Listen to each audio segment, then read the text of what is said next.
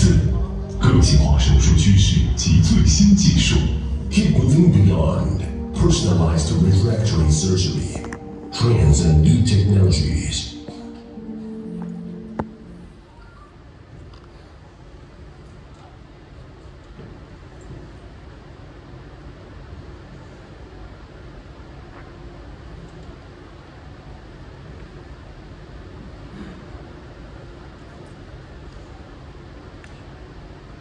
好，接下来有请本环节的主持人王斌教授以及陈玉贵教授上台为我们进行主持，有请。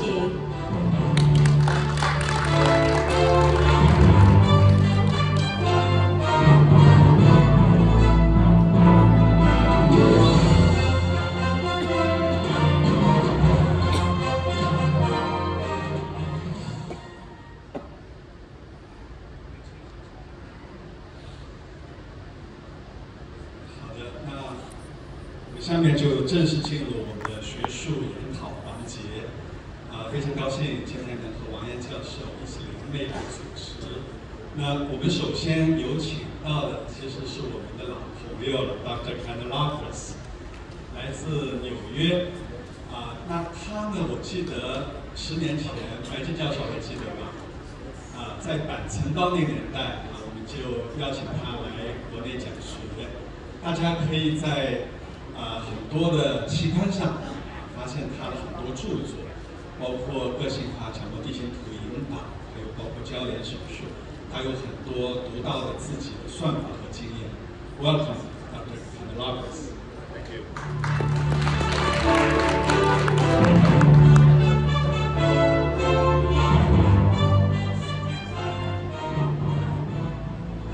It's been more than a decade.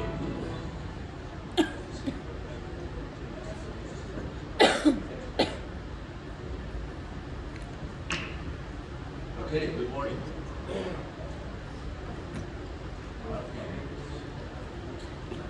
It's really good to be here among friends, and thank you again for allowing me to share with you some of the work we've been doing over the last 20 years.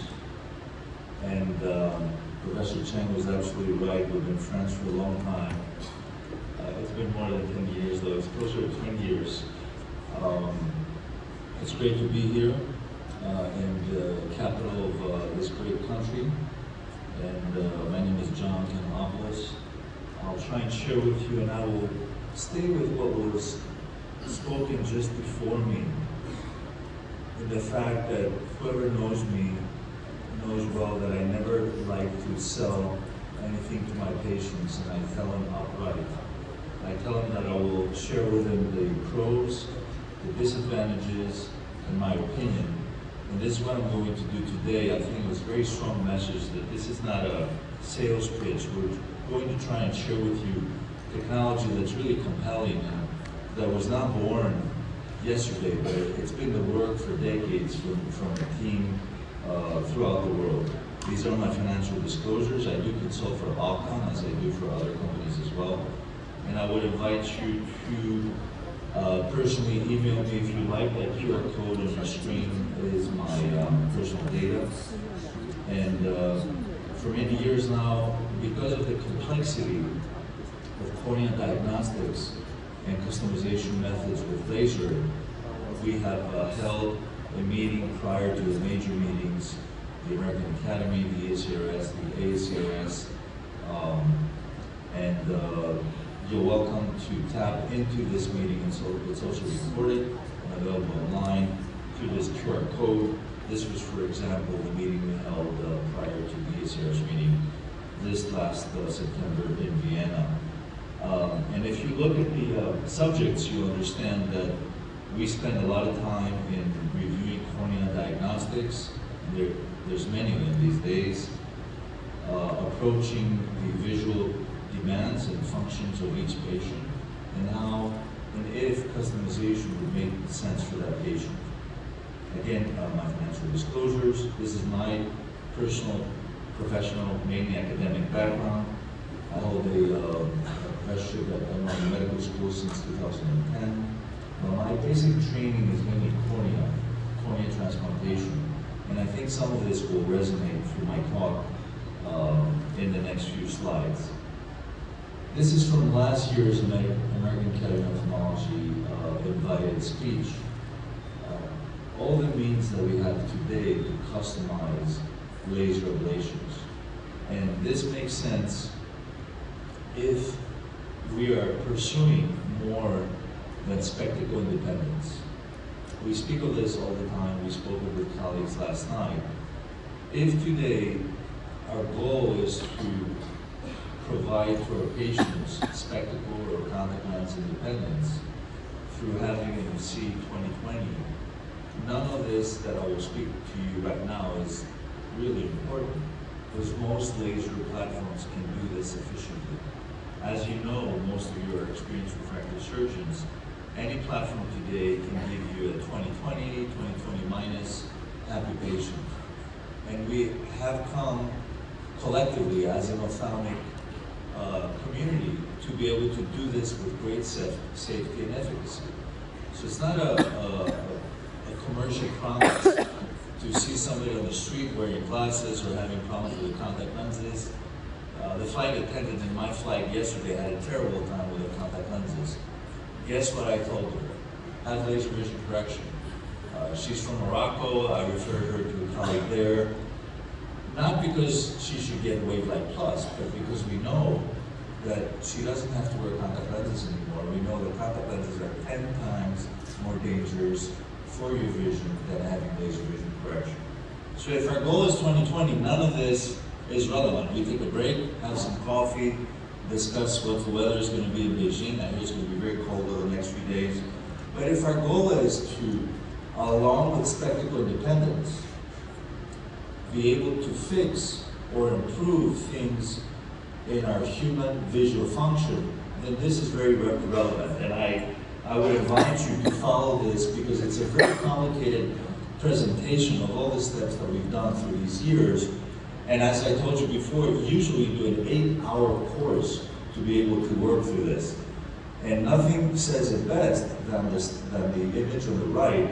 This is the counter-sensitivity of most of the patients that we treat, and you'll hear from other speakers, international speakers, and some of your own here in China that now have significant clinical experience, that I'm old enough to have lived the time that most of our LASIK patients used to, after the procedure, be under the curve, so underperform, meaning, let me see where the laser pointer is, meaning start from the red line, and after the surgery have worse contrasensitivity. As you can see now, we're dealing with patients that after the procedure have the blue line as contrasensitivity. And please pay attention to the lower spatial frequency cycles per degree. This area right here, which is the most difficult, this represents a mesopoc and scotopic visual function. And we're seeing that the technology out there is available for those patients to see better after the procedure. And this is the key of this talk. We'll jump to a different technology. I know this may sound a little bit erratic. After all, I'm half Greek, so I can do that. We'll show you a spectacular technology. This is the VisuMax 800. I've had the opportunity to work with this the last few months. It's a very good laser. We're seeing here a real patient, a -413, -0.75, preoperative myopia. That's kind of the average patient that I deal with in my practice, both in Athens, Greece, and New York City, New York, around -4.5. So using this technology, as you will see here, we'll perform a smart procedure. And I've reported, it's almost 6 papers with our experience comparing topography-guided LASIK with the Alcon platform. And this is a contrasensitivity patient prior to the procedure. This is a small procedure with the VisuMax 800, which is indeed faster than the 500 that we used to, and our publications are based. So we'll see that within a few seconds, we can carve, and excuse my layman language, a lenticule out of the cornea that has this refraction. So about -4.5 in myopia, about -1 of astigmatism. We'll go with our tool, and we'll be able to remove the myopia. I'm going to speed this up. Most of you are familiar with this. The patient is 20/20 post-op, but let's go and look at it into more detail. So we have a patient that indeed is spectacle independent, as I spoke to you before. But is this really the best we can do for this patient? Try and look at difference maps in the before and after total cornea power with scientific imaging with a pembrolizumab. You can see that the difference maps is not absolutely regular. There's a slight irregularity. And it's more regular in the left eye, it's more irregular in the right eye. The contrastivity is relatively good postoperatively in the low spatial frequency cycles per degree, but it is underperforming in the scotopic and mesopoc conditions. Is this a happy patient? Yes. It's a happy patient. Is this a happy John Kanellopoulos? No. I'm not happy because I know that today I can do better. And I don't want to downspeak the technology. Again, what I'm trying to do here is not a commercial pitch that this is better than that. I'm going to try and share with you what my passion is and why I think that in laser vision correction today, we have a unique opportunity, besides getting rid of glasses, to improve the eye optics of each individual patient. And let's go to the basics. And this is a slide from our topography guided course. Now we call it the custom course because now we're also dealing with ray tracing. So this is a routine patient, just like the one I showed you before, and we're studying this patient more carefully. Now, who thinks this patient has irregular astigmatism? And I speak a lot about irregular astigmatism. I'm known, especially in Boston, as the keratoconus knight or the keratoconus fighter. And the astigmatism is probably the most regular you will ever see. We have a very regular with-the-rule astigmatism. Does anybody disagree? Well, you're allowed to disagree if you like.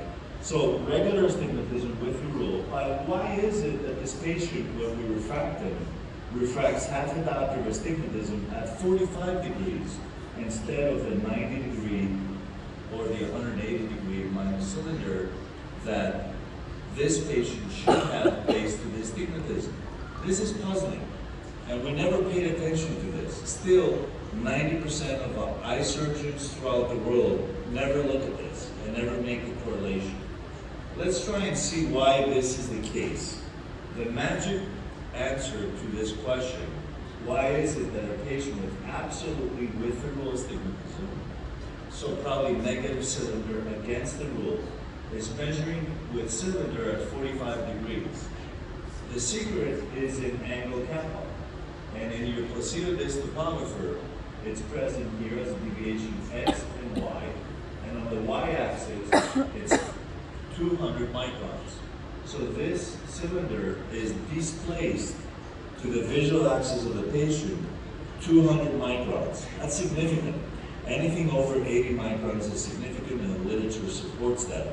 So for this patient, this regular astigmatism is acting as a prism.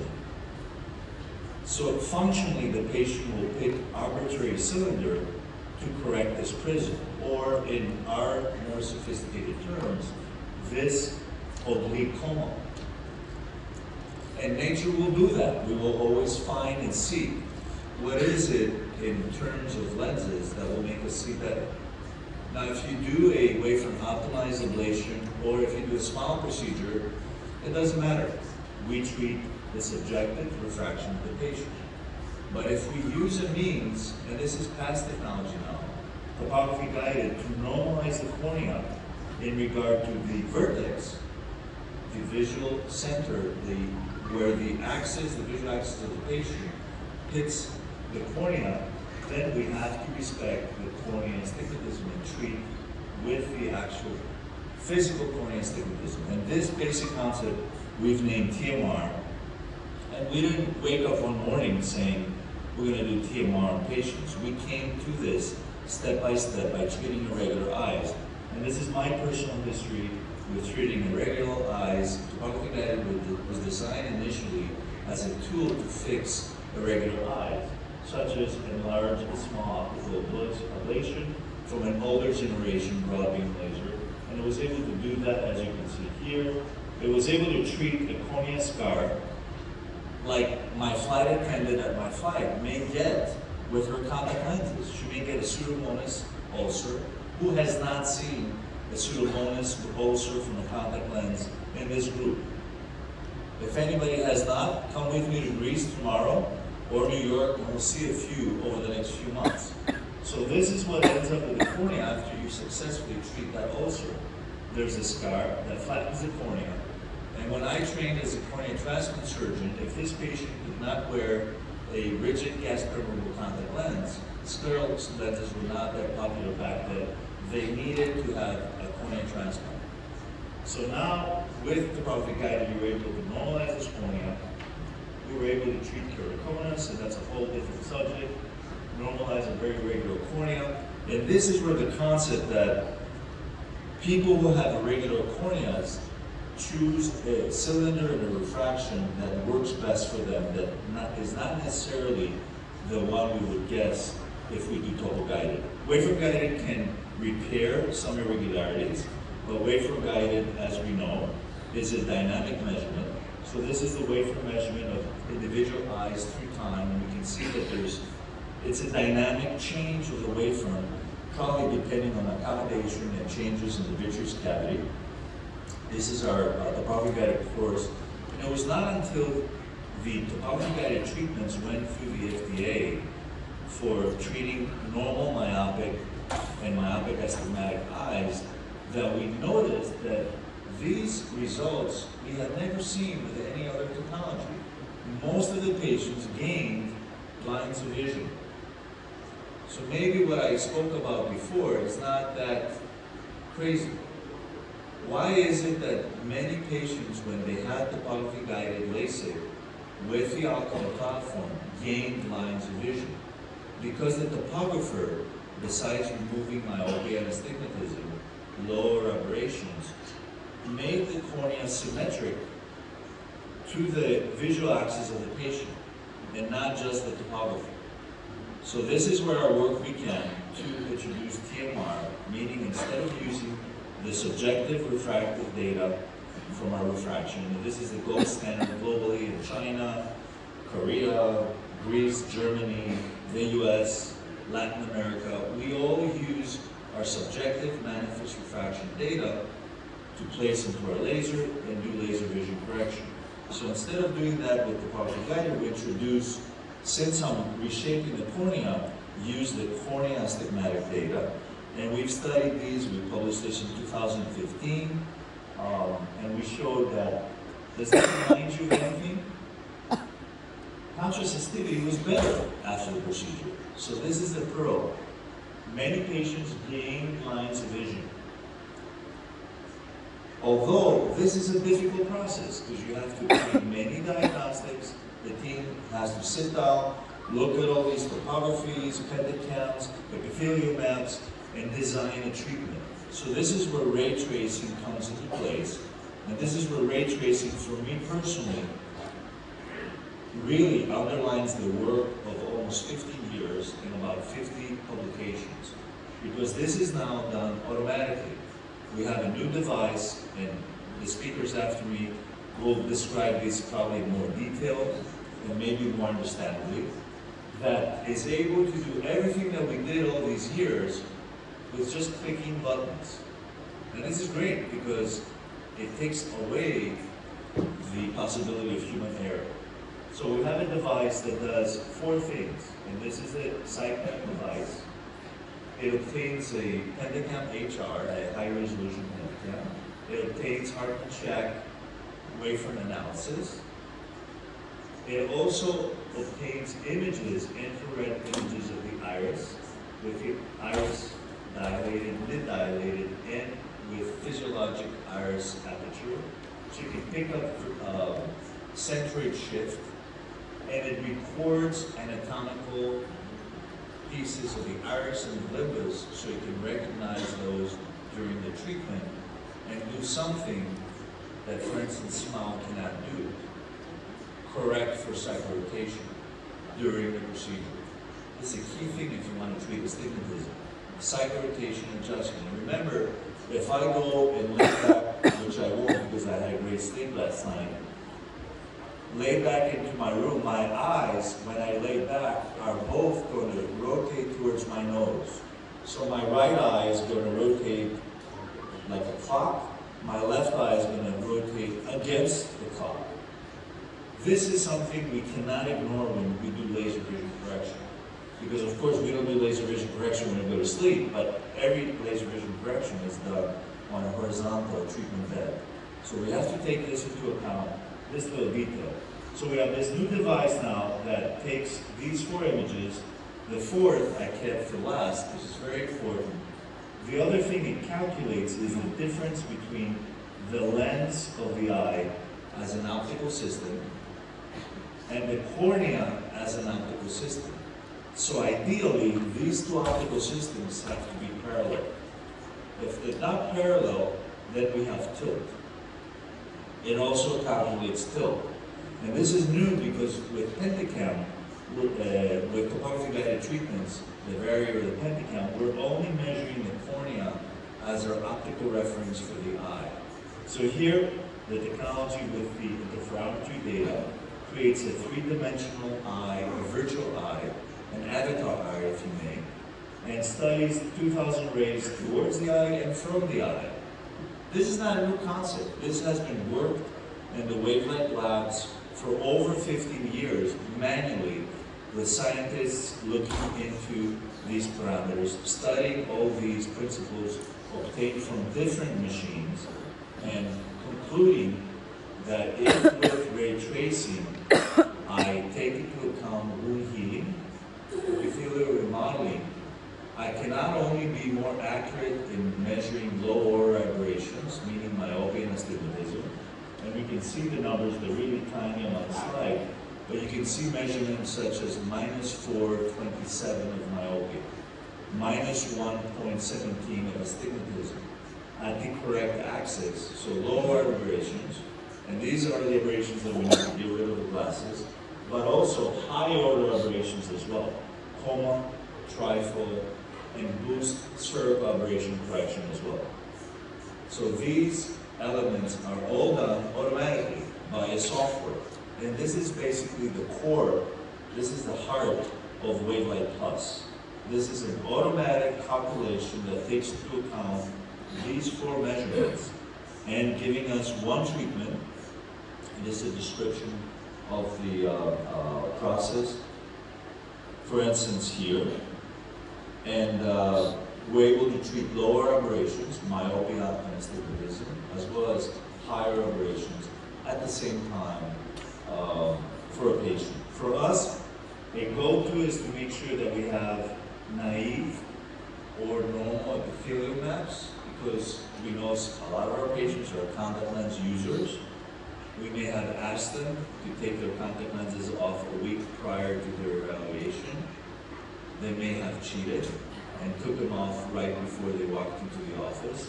So we want to make sure that the measurements that are going to do such a sophisticated calculation need to be done on a naive, on a very comfortable surface of the eye. Does this technology work? Well, here are some wonderful results. I always want to make sure that it works in regard to the rule that the technology places. This technology says that it corrects lower aberrations and higher aberrations. Well, this may be a commercial pitch, just the ones that I've heard on the floor of the exhibit at the Academy and the ESCRS. This machine can do miracles. This machine can make everybody happy. Well, the proof in the pudding, as they say in the US, the proof of concept is measuring these eyes with this technology after the surgery. So this is our patient measured 3 months after the surgery. And these are the refractions, which are in essence plano. And these are the higher aberrations, where in essence lower than the ones the patient had pre-op. So this, for me, is proof that I'm doing something good. So now my patient is happy, but I'm happy as well. And this makes a difference for me. This makes me happy, and this makes me realize that all the work that we did pursuing not only correcting lower aberrations, but also pursuing the ability to make a human eye a better optical system is working, because we have an automated process that confirms that what we did was towards the right direction without the chance of human error. And I say this, but if you come to our office in Greece, you will realize we had through the last 3 years, because we had the opportunity to work with this technology since 2019, of course in an investigational capacity at the time, we have changed the optotypes with which we measure visual acuity. We used to go down to 2016.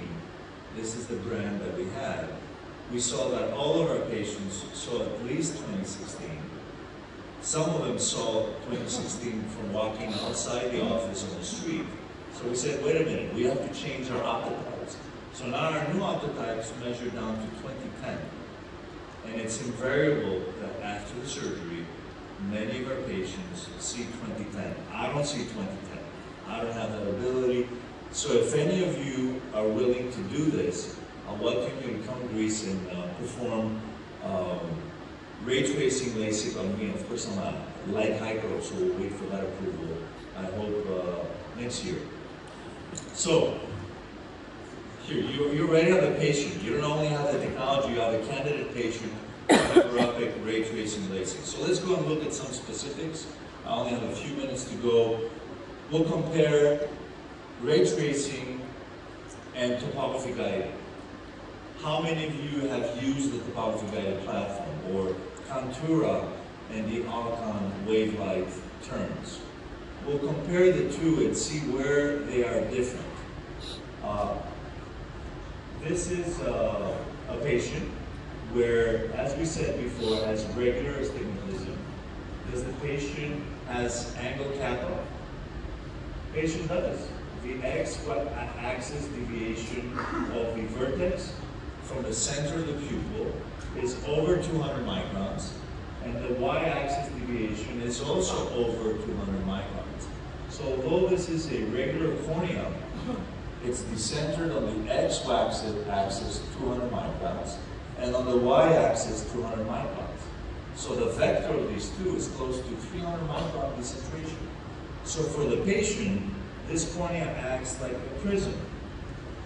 Well, the topography guided platform picks that up. It says, wait a minute, in order to make this cornea perfect for this eye, I need to do this work. And this is the topography guided treatment set for refraction 0. So this is what the laser will do to convert this cornea into an optimal cornea for the visual axis of the patient. So we were already there. What's the difference with ray tracing? Well, ray tracing does not only look at the cornea, it looks at the whole eye. And it also picks up tilt. So it says, I will treat on the cornea as much as I need to make the cornea an optimal visual apparatus of this eye, but also treat the tilt between the cornea and the lens of the eye. So I will make the whole eye an optimal optical apparatus, besides getting rid of the glasses. So this is what we're talking about here today. Ray tracing, topography guided. They're not too far apart, but there's more information in ray tracing. And this is why this is our study that we did prior to the multi-center study that I had the honor and privilege to oversee. We had prominent surgeons from Australia. I think we have them here today, Dr. Bala, surgeons from Germany, Dr. Strongman and Dr. Maus, myself from Greece. And our data are invariably these. I don't expect you to read these numbers, but the key thing here is proof of concept. So after the procedure, when the eyes were measured, we measured minuscule refractive error and lower than pre-op high order aberrations. And you will probably say, John Kanellopoulos is becoming boring. If it comes to contrast sensitivity, I do not mind becoming boring, because this is an objective measurement of visual performance. This is where you have to pay attention to patients saying, I'm not happy when I drive at night. This is your objective data. This is where now, for the first time, we have patients that see better after procedure than they saw before. This is unique not for ophthalmology, this is unique for medicine. There's very few medical procedures that you can perform better after the procedure than you did before. So I will pause here for a few seconds. Let's all reflect. If any of you had any surgery done, I've had my nose fixed a few times because I played basketball in my younger years, broke my arm. You know, I had good procedures, but am I better than I was before? I mean, look at my nose, definitely not. So, let's go to the next slide. These are our collective data, and thank you, Dr. Bala, thank you, Dr. Maus. I thank my team in Athens and Dr. Kromnias in Germany. Again, the same theme, better contrast sensitivity. Outstanding numbers, and pay attention when I look at refractive data. Of course, as we said, all technologies give you 20/20 vision, which is great. But look at the post-op astigmatism. Look, the pre-op is green. It's spread out throughout the spectrum. The post-op is blue. Most eyes are under half a dot of astigmatism. And this is key along, astigmatism is a lower aberration, along with aligning to the visual axis. In our IIT, we also took the NIH Subjective Questionnaire of Visual Function. It's 75 questions. And we had our patients answer these questions after the procedure. And we took the key questions. But of course, this is a subjective study, and I pay little attention to subjective data from patients. Not that I think that they're not reliable, but most patients, after laser vision correction, as you know, love life. They spend more, they're very happy. They almost change in appearance and perspective in life. And we can see this in the questionnaire that all of them noted that they were performing excellent, no difficulty in night driving, key things. But for me, as I said before, the key element in the study was contrast sensitivity. This is an example of a patient that I would not perform ray tracing. Sorry, outcome. I will bring in the fact that we need to evaluate the corneal surface. This patient has not been offered contact lenses enough to have a naive corneal epithelium for us to use the data from the capture and do the treatment, because we're going to capture noise from the irregular epithelium, we're going to transfer noise into our treatment, and guess what? We're going to get noise in our results. We don't want to do that, we're scientists, so we'll wait until the external disease or compliance for the patient with contact lens reaches the point. We presented our collected data in Vienna, and they are in review for publication, and you will see in I guess nobody reads journals anymore on your computer or your smartphone. And in essence, I'm going to stick with the key theme, which is gain in lines of vision. This has been the theme here today. Most of the eyes were emmetropic. This is the uncorrected distance visual acuity. 96% of the eyes were 20/20 or better. But the key thing is that a very large percentage of eyes were 20/10. So I'm not bringing this out of my head. Some of these patients performed 20/10. Now, if this was 400 years ago, they would pick you for a sailboat to cross from China to the Americas, because you would be able to see pirate ships 3 miles prior to most other sailors. And that was very important at the time. Not anymore. We have GPS and radar. But 20/10 is good vision. Change in corrected visual acuity, change in the refractive error. This is another key slide, aberrometry. So we did not increase higher aberrations after procedure. This is a new patient satisfaction is very high, and safety, of course, is excellent. In conclusion, our study was great. We also showed that we had similar results when we used this technology in PRK. I know this is not the subject of this group today, but we used the same numbers in PRK and ray tracing, and this is our technique of removing minuscule epithelium. We call it mini PRK. So we use the EBK device. You can see here I'm only removing as much as epithelium needed to perform my treatment, and of course I have on my treatment computer the diameter of the area that needs to be ablated. It takes a little bit more time because this is a big instrument to remove small amount of epithelium, but the key thing is that these eyes heal by day 3. And with Bronfenac as a topical drop, they don't hurt the first night. So they're very similar to LASIK or SMILE cases. Not a big difference. They actually see better the first day than our LASIK, much better than our SMILE patients. The second day they're blurry because the film closes. Usually the third day, everybody by 4 days is epithelialized, so they even have interruption of the protective, don't shower, don't exercise by day 4 and compared to our LASIK cases. And this is our mini PRK cases on day 3. These are some of the data, and I only have 6 minutes to go.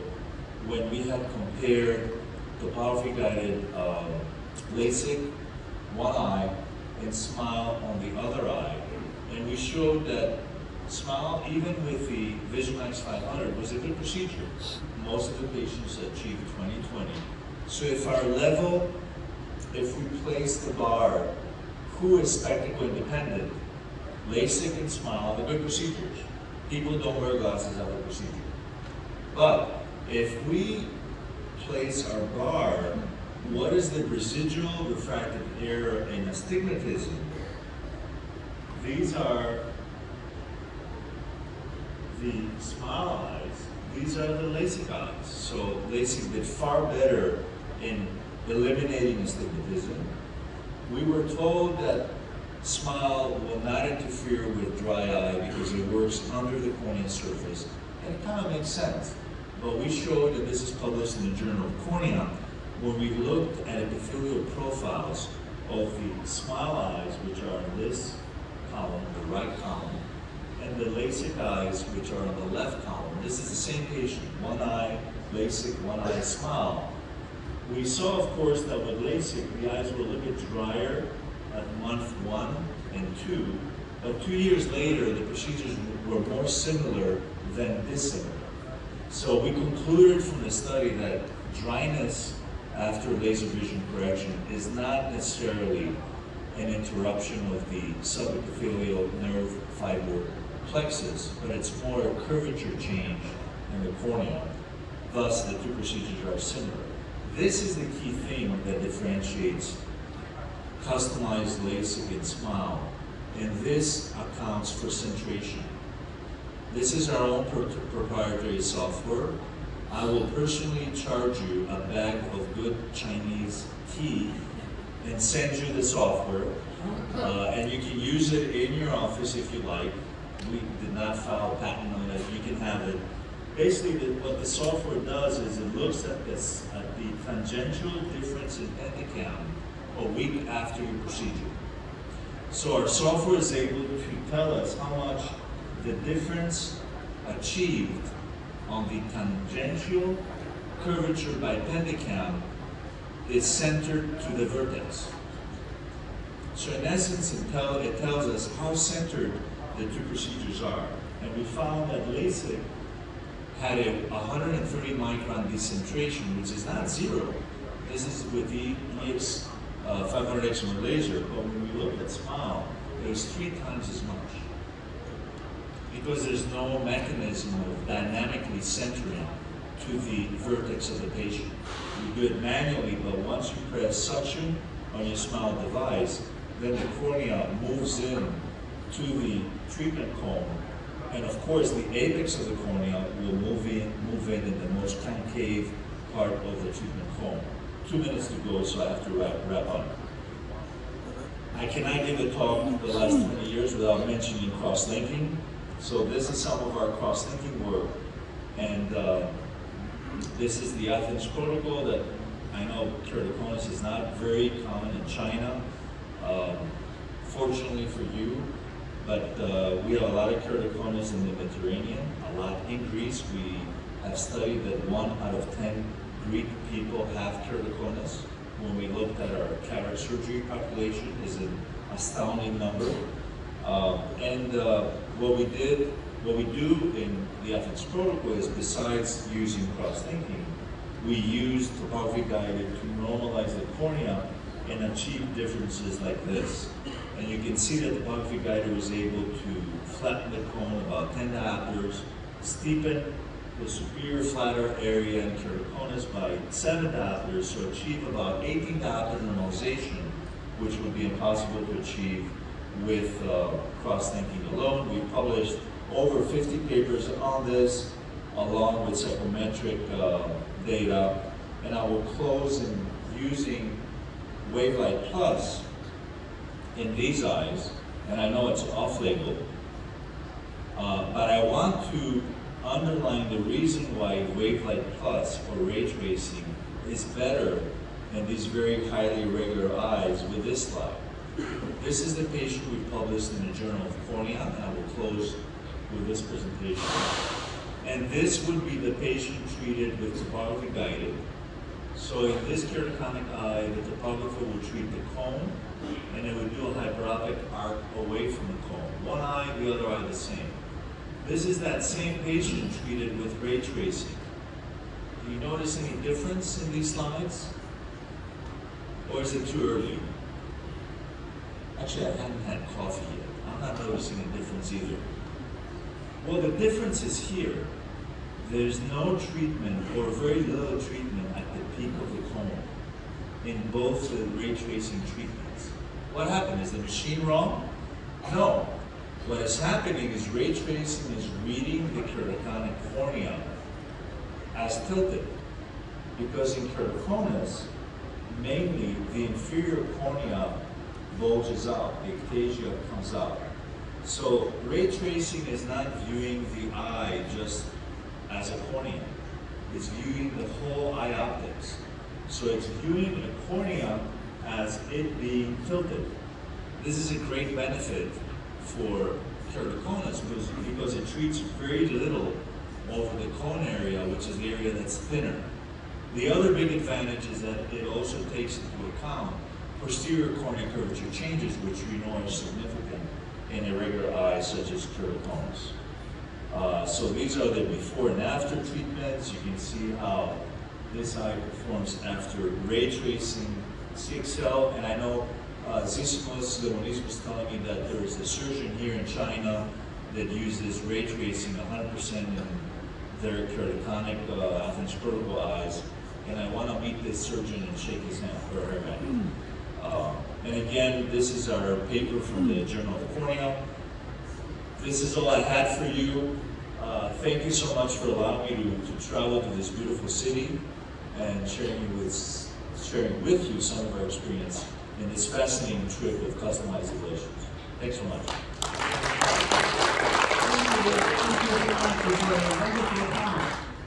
We learned a lot from you. And I have one question for you. Yeah. That seemed after that maybe we have quite a good visual quality.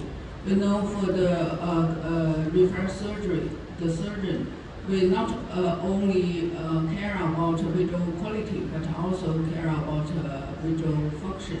Yeah. So I just wonder, you just mentioned after maybe so many data, so many information from the topography and the wavefront aberration, maybe you have quite good low order aberration, and also I wonder how about a high order aberration, especially for the you know, the coma aberration and the spherical aberration. You know, for the corneal refractive surgery, the most challenger is not just before the measurement, but after surgery maybe have, the surgeon-induced operation. So how, I just wonder what is a special design for that? Thank you. This is a very good question, Professor Wang, and thank you so much for bringing it up. Indeed, I don't think that we want to necessarily have people see 2010. The advantage of seeing 2010 is what you brilliantly mentioned. We treat a person at one spot of their lifespan. Now we know that human body changes. The only thing that does not change in the human body is our cornea. And I omitted to mention this in our talk. The human cornea is the only tissue that we're born ready. And theoretically, we die with the same cornea. But the eye will change. So the advantage of having 2010 patients, the advantage of treating angle kappa, optimizing the cornea to the visual axis, is that even if that patient's lower aberration that you very well mentioned, the patient, I may have a female patient that I treat at 24, she may have 3 children, which unfortunately is impossible in Greece. We have a big problem with childbirth. And at 40, she may be a -half. If she was a 2010 patient, she will still be 2016. So the advantage of achieving such high levels of visual function and gain of lines of vision is that indeed you're in a way hiding any future lower aberrations that patients will have. And this is a very good point. Thank you for bringing it up. Thank you. Thank you for your wonderful talk. Thank you very much. The next speaker will come from Australia, Dr. Barbara. 下一个是来自澳大利亚的著名的激光手术的医生。他的题目是基于 RayTracing 的原理的激光个性化矫正方案。The personalized refract surgery uses RayTracing technology.